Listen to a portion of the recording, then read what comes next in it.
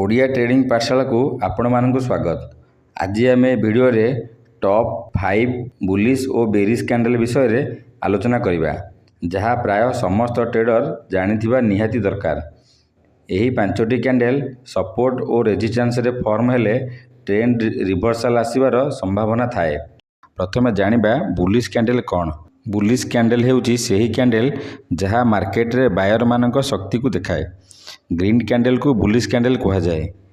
ଏହି candle form ହେଲେ price ଉପରକୁ ଯିବାର ସଂକେତ ଦେଇଥାଏ। ଚାଲନ୍ତୁ ଜାଣିବା 5ଟି ବୁଲିଶ କ୍ୟାଣ୍ଡେଲ୍ ପ୍ୟାଟର୍ନ କ'ଣ କ'ଣ। 1ରେ ବୁଲିଶ ମାରୁଭୁଜୁ।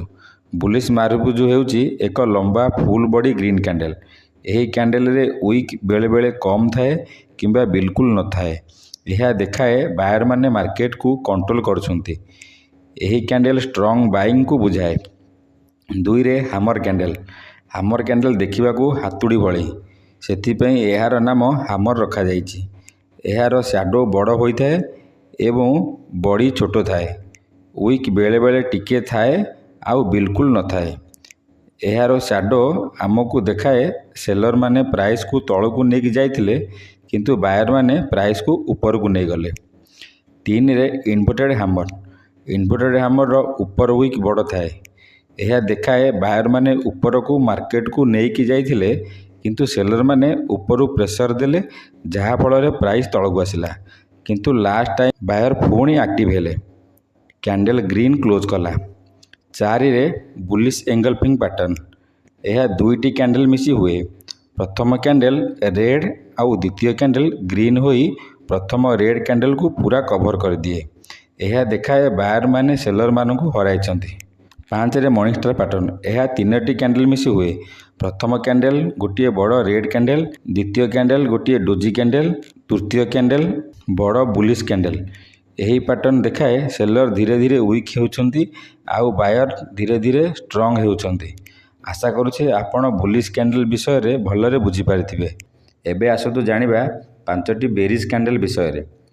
ବେରିଶ କ୍ୟାଣ୍ଡେଲ୍ ହେଉଛି ସେହି କ୍ୟାଣ୍ଡେଲ୍ ଯାହା ସେଲରମାନଙ୍କ ଶକ୍ତିକୁ ଦେଖାଏ।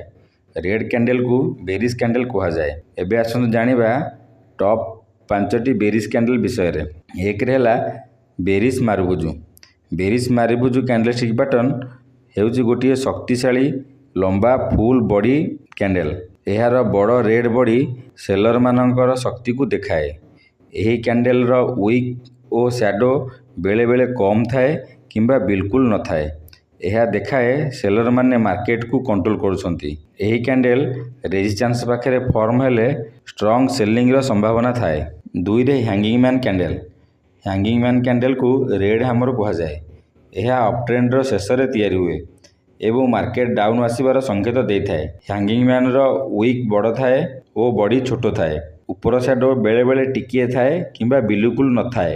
ଏହାର ୱିକ୍ ଆମକୁ ଦେଖାଏ ସେଲରମାନେ ପ୍ରାଇସ୍କୁ ତଳକୁ ନେଇକି ଗଲେ କିନ୍ତୁ ବାୟରମାନେ ପ୍ରାଇସ୍କୁ ଉପରକୁ ଆଣିଲେ ଆଉ ଲାଷ୍ଟ ଟାଇମ୍ରେ ସେଲରମାନେ ପୁଣି ଆକ୍ଟିଭ ହେଲେ, ପ୍ରାଇସ୍କୁ ତାଙ୍କ କଣ୍ଟ୍ରୋଲକୁ ନେଇ ଆସିଲେ। ହ୍ୟାଙ୍ଗିଂ ମ୍ୟାନ୍କୁ ଡୁଏଲ ଡାଇରେକ୍ସନ କ୍ୟାଣ୍ଡେଲ୍ ମଧ୍ୟ କୁହାଯାଏ।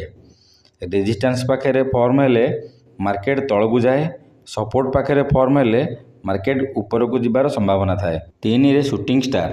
ସୁଟିଂ ଷ୍ଟାର ଦେଖିବାକୁ ଇନଭର୍ଟେଡ୍ ହାମର ପରି, ଖାଲି ଟିକିଏ ଫରକ ଇନଭର୍ଟେଡ୍ ହାମର ଗ୍ରୀନ୍ କ୍ୟାଣ୍ଡେଲ୍ ଆଉ shooting star red candle. Shooting ଷ୍ଟାରର ଉପର ଶ୍ୟାଡୋ ବଡ଼ ଥାଏ।